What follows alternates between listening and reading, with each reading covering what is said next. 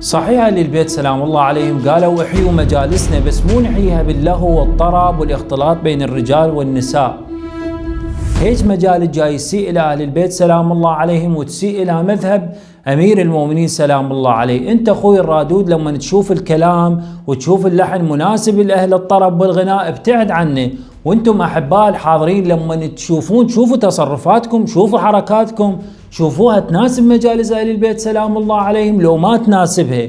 لذلك إخواني تشوفون العلماء يوصون دائما يابا لا تسيء إلى مذهب أمير المؤمنين، شوف المجالس تناسب مجالس أهل الطرب والغنى لو لا، خلي يكون المحافل والمجالس إلها هدف تربوي وتكون منها غاية. لذلك إخواني خلينا نحيي مجالس ومحافل أهل البيت سلام الله عليهم مثل ما أوصونا ومثل ما أوصونا العلماء، خلينا نحييها، لأن الإمام سلام الله عليه قال أحيوا أمرنا، رحم الله من أحيا أمرنا.